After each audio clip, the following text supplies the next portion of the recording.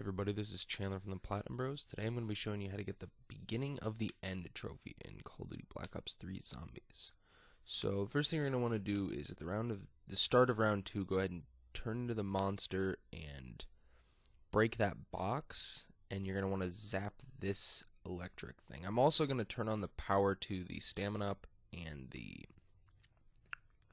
quick revive, as well as I'm then going to smack open this door right here just because I want to get it all done in one part. So you're going to go to that box, which is on the back of that truck there in the first hallway alley that you start in, and you're going to pick up that summoning key. That's the first piece. There's 4 more pieces you're going to need. The other one that you've picked up, or that you've unlocked from that monster, was that pen that's on the ground right there. You don't want to pick that up just yet, though, because whenever you pick up any of the 4 objects that aren't the summoning key, which was that orb you saw me pick up a few seconds ago, it spawns in these 2 floating death creature things, and they're I wouldn't say they're harder to kill per se, but they're a little bit faster than the zombies. So you just want to wait till towards the end of the round, so you don't really have to deal with zombies and that. So yeah, you can see they're signified by that red like mist, and they'll come out of that. You get no points. I mean, you don't get like any bonus points or anything for killing them, so it doesn't do you any good to like try and farm them or get knife kills or anything like that. But they're essentially treated as a normal zombie. They're just a little bit faster. So that's the first 2 pieces. 3 more pieces, and they're in each of the 3 districts. So we're going to start with the Canal District, and then go to the Waterfront, and then go to the Footlight. You're going to need 1,000 points to open each one of those 3 doors, as well as you'll need 1,250 to open each of the doors beyond that to get to where you're going to do the rituals. There's essentially like 8 parts to this. You got to find. So here we are in the Canal District. You're going to pick up this monster and come down into the actual canal itself. And then in this grate right here, there's a box. So just go ahead and smack that like you did with the other box. And then come around this corner all the way to the very end. And then there's this weird swirling mist. And inside is a electric box that you can hit. So as I was saying, this can really be broken up into 8 parts. There's the first part where you got to grab the summoning key and the first object, the second object, the third object, the fourth object, and then each of the 4 rituals. So you kind of got to do it in parts, and I truthfully recommend doing it on solo, because it's actually a little bit easier to do on solo, because you don't have to deal with, like, when you complete rituals or things like that, you can only, like, each player actually can hold specific objects themselves. Alright, so this is the Waterfront District. You're going to come down here. You're going to grapple up to this space and then turn directly around and grapple all the way across to the other space, and then just knock this box off. And it'll be right there when you turn back in and come down here. So when you play, as I was saying, when you play on co-op, anything that you pick up yourself, the other players can't pick up. So it just makes it harder to do certain parts of it later on, as well as you can only hold a limited number item of things. So it's just easier to do on solo. And there's actually a 5th ritual that you can do. That's how you unlock the Pack-a-Punch, but you don't actually need it to do it for the trophy. The trophy will pop after the 4th ritual. Right, so this is the Footlight District. You're going to grab the monster just like you have all the other times. You're going to zap this electrical box to open this new pathway, and then you'll see directly across from you there's this like little ramp. You're going to run off the ramp up onto this railing and knock this box off. It's actually not hard at all to do that. I was worried that I was going to like miss that. It's super easy to make that jump, so I wouldn't worry too much about it.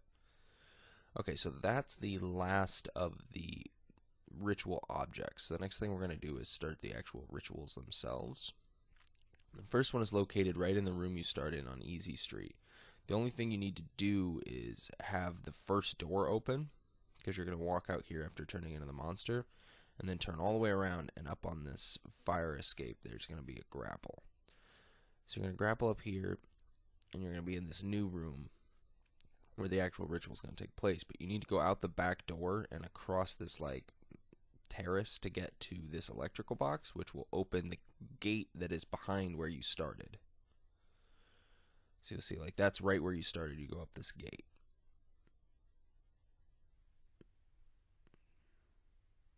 So this will put us in the first area of the ritual. So you're going to hit square twice to place the summoning key and the pen.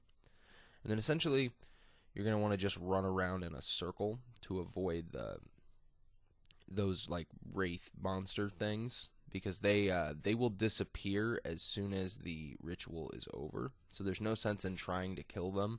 You can just run around and avoid them for most of the time, and they'll die.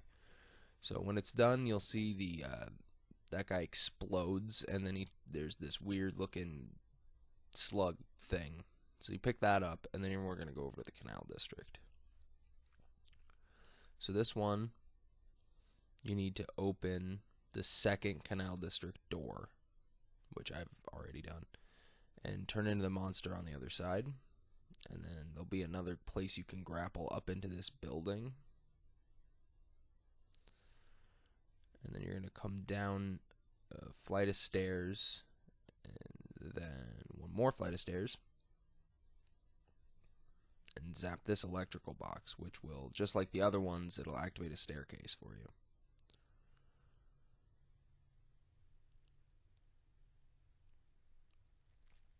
You'll come back in here, and you're going to go up a flight of stairs back to where the ritual place was. And then same thing, you're just going to run around in a circle. Now, if you're doing these in the same order that I'm doing them in the video, this will be your second one, which means after you pick up the little, dimension slug thing, you'll it'll spawn a Margwa right on the ritual altar, and he'll come out and try and kill you. If you've not encountered a Margwa before, it's a 3-headed monster, and you can only kill it by shooting the head that's open, and it'll be glowing yellow. I'm not going to show you destroying it here, but if you've beaten one before, you know what you're doing. If not, they're not super hard. Just stay away from them and shoot their mouth that's open. So this is the Waterfront District, and you're going to open this door in the back and come across here to over where, if you've completed the strike trophy, the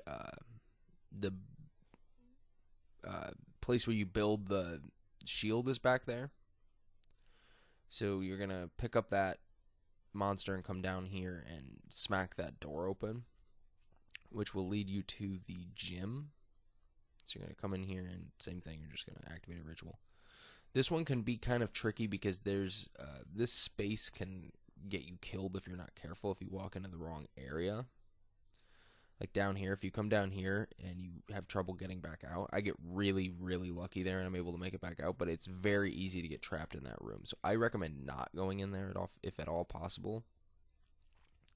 Like I said, I get extremely lucky to not even encounter an enemy while I'm down there, but you definitely don't want to come down here if you can avoid it, simply because the odds of you getting overwhelmed are very, very high. So go ahead and we'll pick up our third ritual piece here. Oh, hello, Mr. Zombie. How are you? So moving on to the fourth and final ritual, which is in the Footlight District. Now, like I said, there's one more you can do to get the Pack-a-Punch, but you do not need to do it for the trophy. So you're going to activate this door in the back, which will lead you to this area with all these cars, and there's a burlesque. It looks kind of like an old school movie theater as far as like the outside. You're going to grapple up here and electrocute this, and then I'm going to jump down. Am I stuck? Is that alright? So I was going to try and jump and show you guys how to open, but whatever. So it's this door down here underneath of where you just grappled up. You're just going to come down here and activate the thing just like you have before and run around. Same deal, just try and avoid everything if you can. I totally whiffed there, champion.